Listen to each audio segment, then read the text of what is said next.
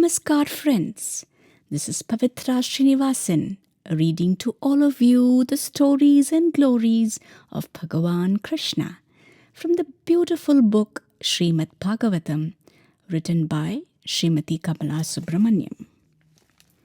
But first, let's hear the sweet name of Bhagavan.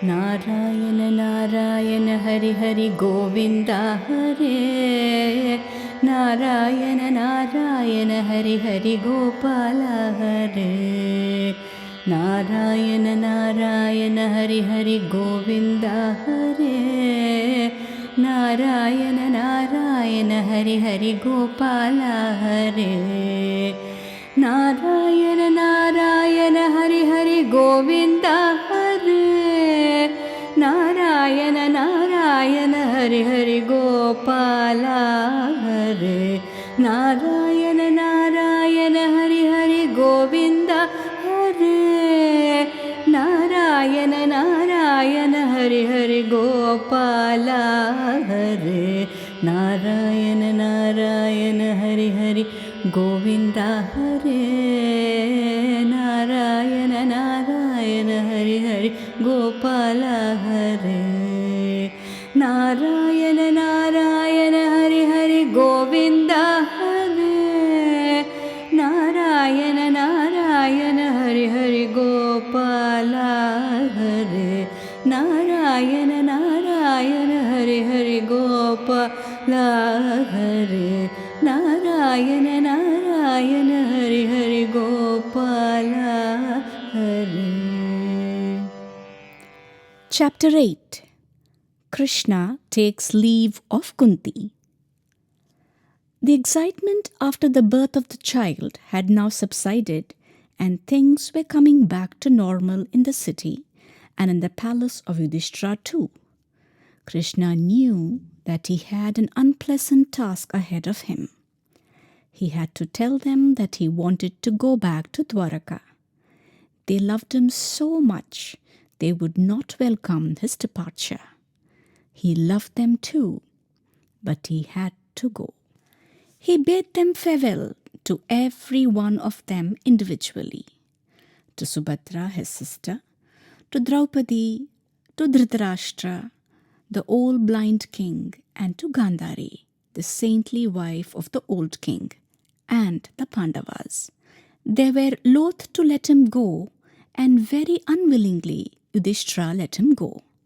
Krishna went to the apartment of Kunti, and falling at her feet, he said, "Please wish me well. I'm going to Dwaraka." Kunti smiled sadly at him and said, "Still you are playing the role of Krishna, my brother's son? I am an ignorant woman, Krishna. I have not studied the Vedas, nor have I been taught Brahmavidya.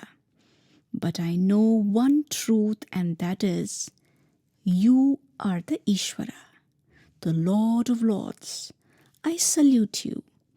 You are the truth that has always existed, the creator of the universe, the Purusha. You are the power that brings Prakriti into action. You pervade the universe made up of elements.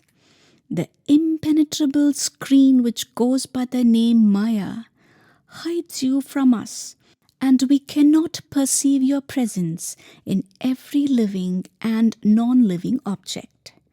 You are the five senses, and you are beyond their power since you are the truth behind them. I know very little, but I know that you are the absolute truth. The only thing I can do is to salute you. Ignorant woman that I am, I do not even know the proper way in which to pray to you. I fall at your feet in all humility. Like an actor appears on the stage whose acting is so perfect that the audience thinks that he is the character whom he is portraying, you have played the role of Krishna to perfection.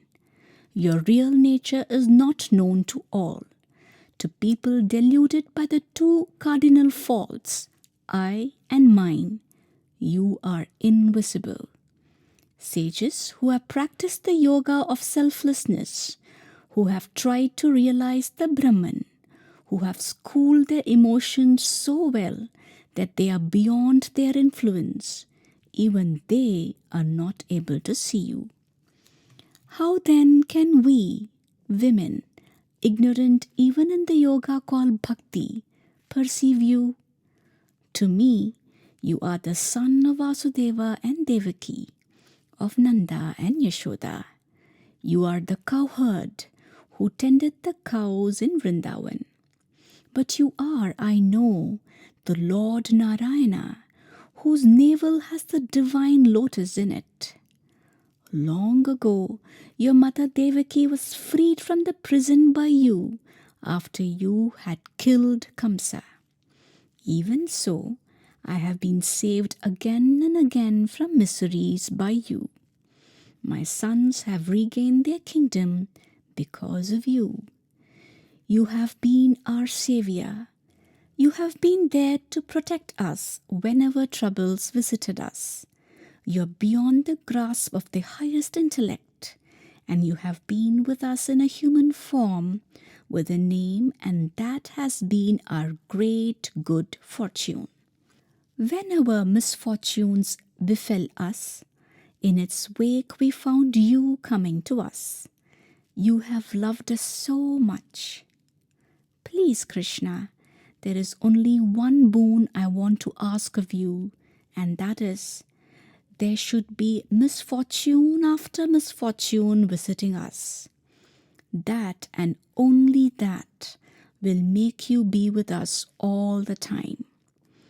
People who are born in good families, who are wealthy, who are well-read, and who have their ego thriving on the power which wealth has given them.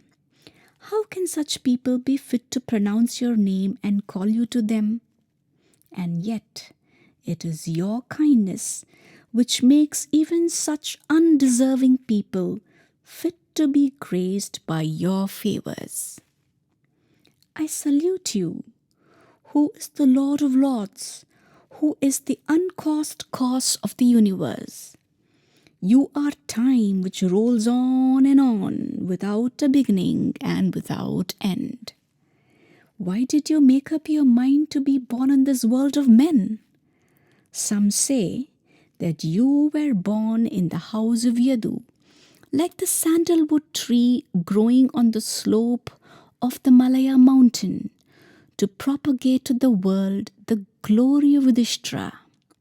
Others maintain that you were born as the son of Vasudeva and Devaki to fulfill a promise of yours to a couple, Sutapa and Prishni.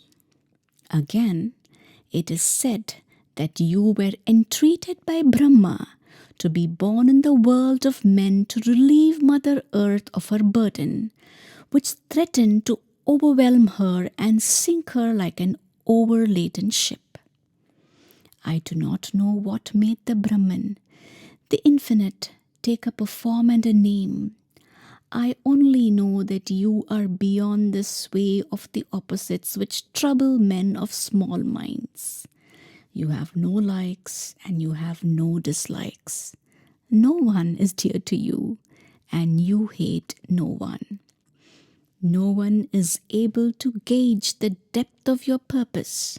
No one who is caught in the snares of likes and dislikes.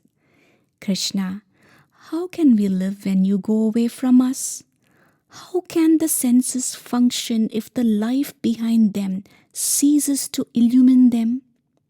How can the mind think of anything else once it has been trained on you? Krishna, grant me that my mind should always be bent on you and thoughts of you, like the river Ganga, who, with single-minded purpose, flows into the sea unmindful of obstructions. With a smile of infinite sweetness, Krishna wiped Kunti Devi's eyes and said, "So be it."